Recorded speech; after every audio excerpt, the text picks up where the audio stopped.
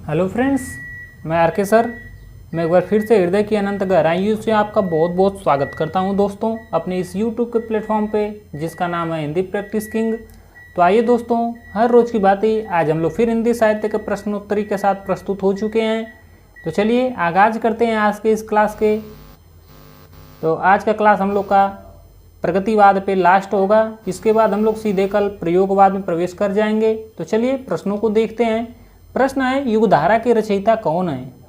युगधारा के रचयिता कौन है? क्या सुमित्रा नंदन पंत जी हैं, या फिर महादेवी वर्मा जी हैं, या फिर नागार्जुन जी हैं, या फिर केदारनाथ अग्रवाल जी हैं? बताइए इस प्रश्न का सही जवाब क्या होगा।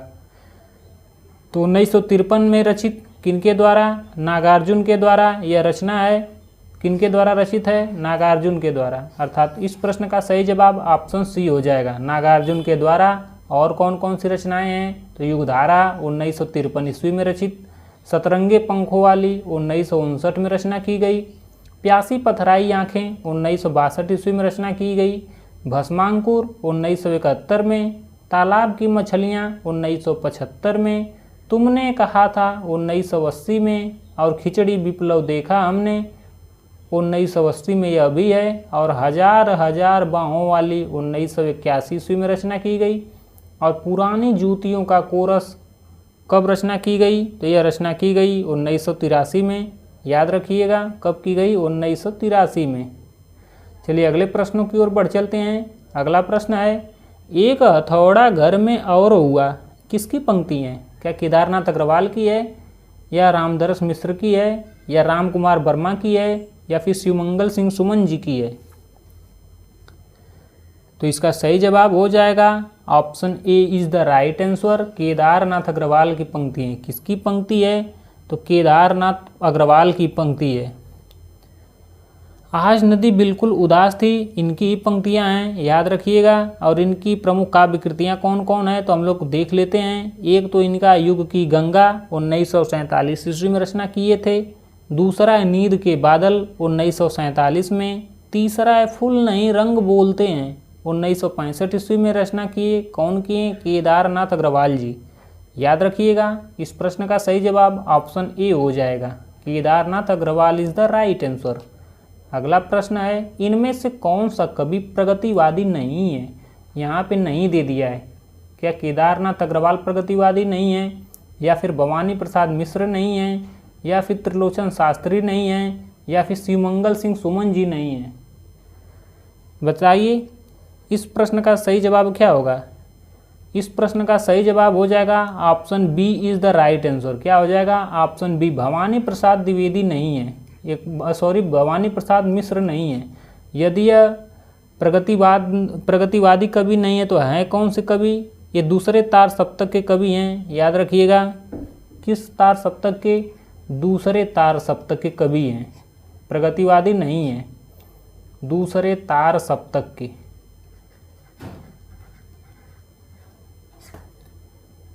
याद रखिएगा, इसलिए option B is the right answer हो जाएगा।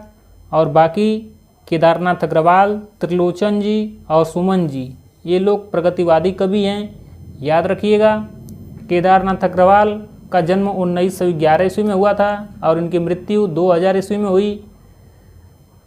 वासुदेव सिंह त्रिलोचन का पूरा नाम है वासुदेव सिंह, और इनका जन्म हुआ 1917 ईस्वी में और मृत्यु हुई 2007 ईस्वी में। शिवमंगल सिंह सुमन का जन्म हुआ 1915 में और मृत्यु हुई 2002 में। याद रखिएगा दूसरा तार सप्तक कब से कब तक है आप लोग कमेंट बॉक्स में बताइए। मैं आगे पढ़ाने वाला हूँ तार सप्तक के बारे में डिटेल से। अगला प्रश्न है, हरिजन गाथा किसकी रचना है? धूमिल जी की है, या नागार्जुन जी की है, या लीलाधर जगूड़ी की है, या फिर आलोक धनवा का है? तो इसका सही जवाब हो जाएगा नागार्जुन की है। किनकी है? तो नागार्जुन की है। Option B is the right answer. Harijan Gatha किसकी रचना है? तो नागार्जुन की रचना है। याद रखिएगा। बाकी धूमिल की कौन सी रचना है? तो धूमिल की रचना है मोची राम। कौन सी रचना है धूमिल जी की? इनकी रचना है मोची राम। कौन राम? मोची राम। इनकी एक रचना मोची राम है। लीलाधर जगूड़ी की अगर पूछ दे तो ईश्वर की अध्यक्षता में, इनकी कौन सी एक रचना है? ईश्वर की अध्यक्षता में। एक एक रचनाएं हम लोग ज़्यादातर देखेंगे ताकि याद रहेगा, एक एक करके। ज़्यादा अगर एक ही इकट्ठा बता दूंगा तो याद नहीं हो पाएगा, इसलिए एक एक रचनाओं को देखते हुए आगे बढ़ते चले जाएंगे। क्या है अध्यक्षता में? अध्यक्षता में किनकी रचना है? लीलाधर जगुड़ी की। बाकी आलोक धनवा की रचना दुनिया रोज बदलती है। दुनिया रोज बदलती है, याद रखिएगा। सॉरी बदलती है कह रहे हैं, दुनिया रोज बनती है। आलोक धनवा की रचना लिख दे रहा हूँ, दुनिया रोज बनती है, रोज बनती है। कब यह रचना की गई? तो 1998 ईस्वी में, 1998 ईस्वी में, याद रखिएगा। अगला प्रश्न है, जन्म काल के आधार पर निम्नलिखित कवियों का सही अनुक्रम बताइए। किसका जन्म कब हुआ था? चलिए देखते हैं हम लोग। ऑप्शन है नागार्जुन। नागार्जुन का जन्म कब हुआ था? तो 1911 ईस्वी में। और मृत्यु मैं नीचे लिख दे रहा हूँ, मृत्यु कब हुई? तो 1998 ईस्वी में। त्रिलोचन शास्त्री का जन्म कब हुआ था? इनका जन्म हुआ 1917 ईस्वी में और इनकी मृत्यु हुई 2007 ईस्वी में।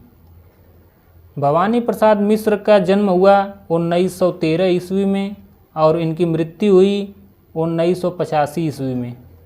लगे हाथ नरेश मेहता को भी देख लेते हैं। नरेश मेहता का जन्म हुआ 1922 ईस्वी में और इनकी मृत्यु हुई सन 2000 ईस्वी में।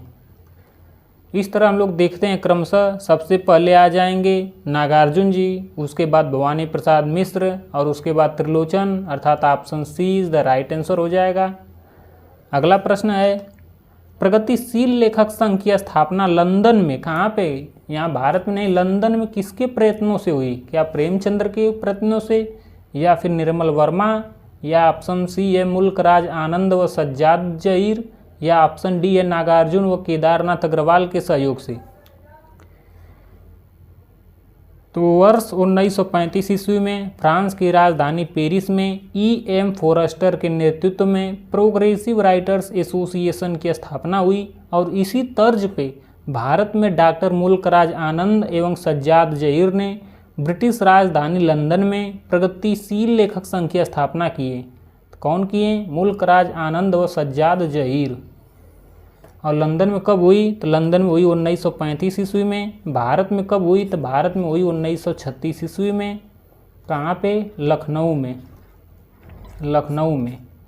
अध्यक्ष कौन बने? अध्यक्ष बने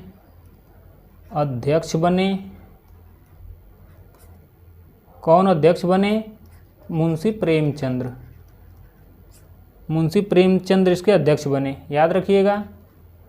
अगला प्रश्न है, प्रगतिवादी काव्य सृष्टि है, क्या यह दार्शनिक है या वर्ग चेतना प्रधान है या व्यक्तिक यथार्थ है या फिर यथास्थितिवादी है? बताइए, प्रगतिवादी काव्य की कैसी सृष्टि है? इसका सही जवाब हो जाएगा वर्ग प्रधान है। कैसी है? वर्ग प्रधान है, जिसमें कृषक वर्ग, मध्यम वर्ग, इसकी क्या है? प्रधानता मिलती है। शोषित वर्ग, सामाजिक शोषण से वर्ग, वंचित वगैरह, सबकी प्रधानता किस में मिलती है? प्रगतिवादी में, यानी कि वर्ग चेतना प्रधान है। Option B is the right answer हो जाएगा। अगला प्रश्न है,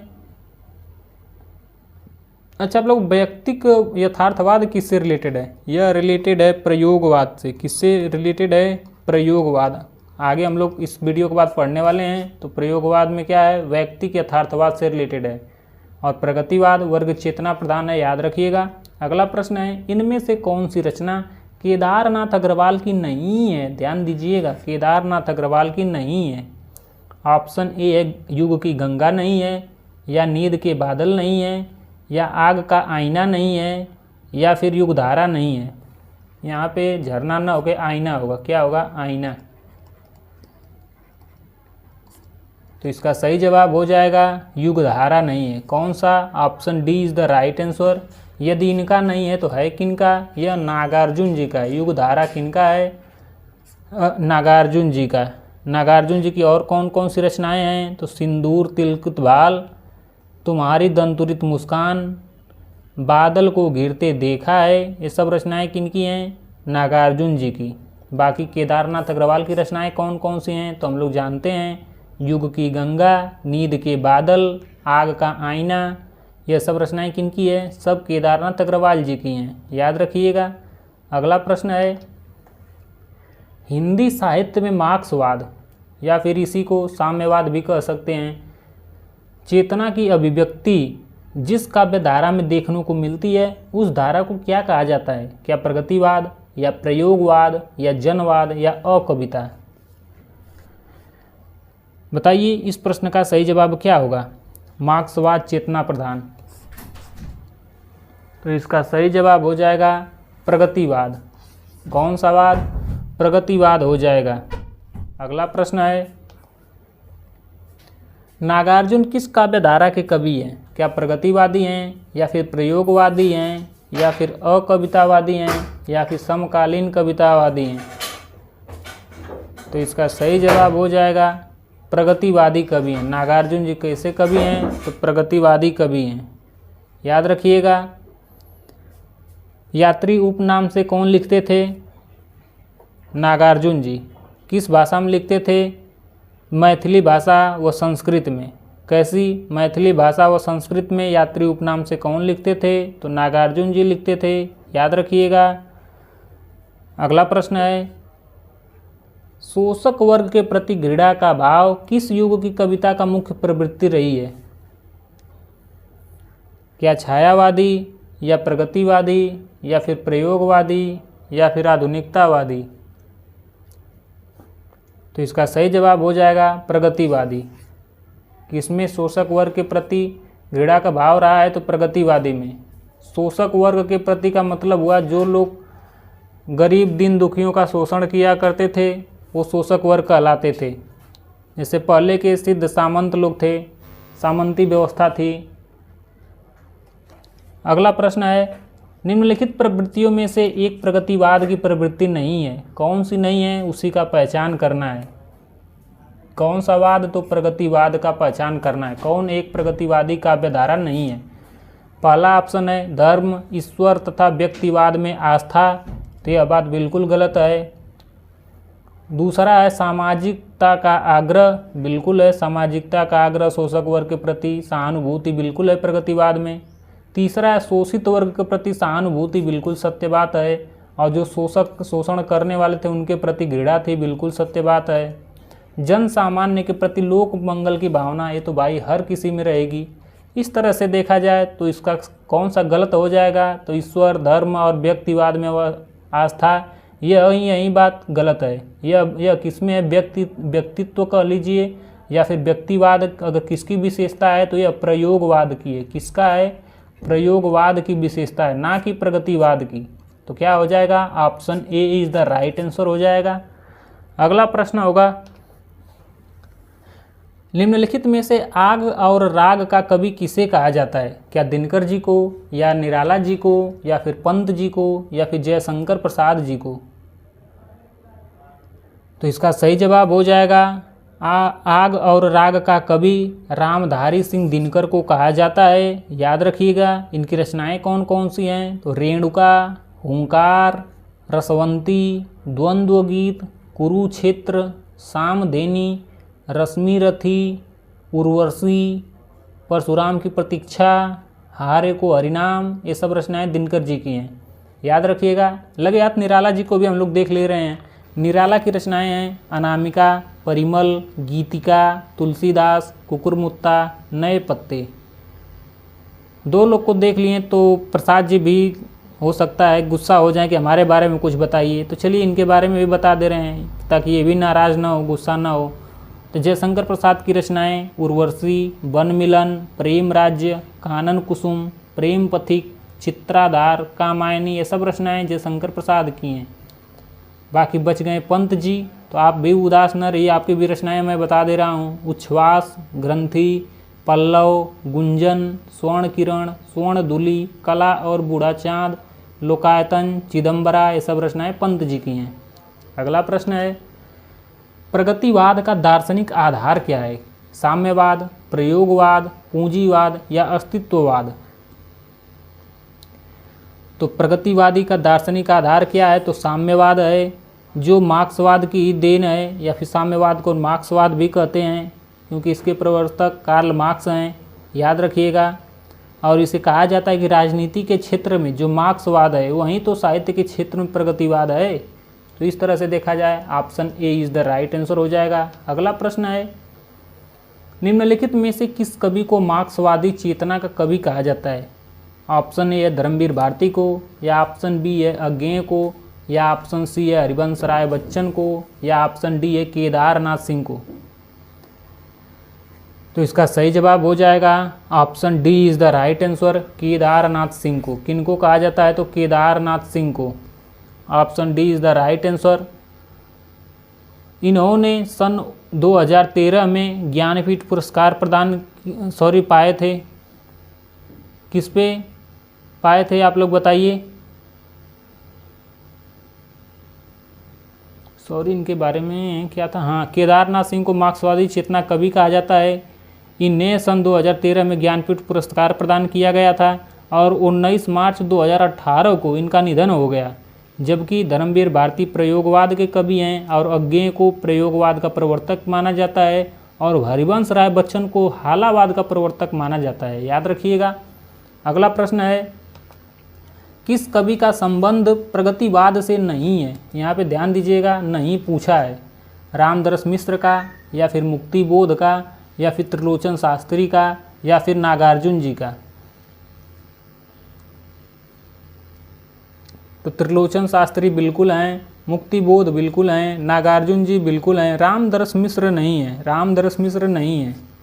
यदि यह प्रगतिवाद से नहीं है तो फिर रिलेटेड किससे हैं? ये साठोत्तरी कविता से रिलेटेड हैं। किससे हैं? साठोत्तरी कविता।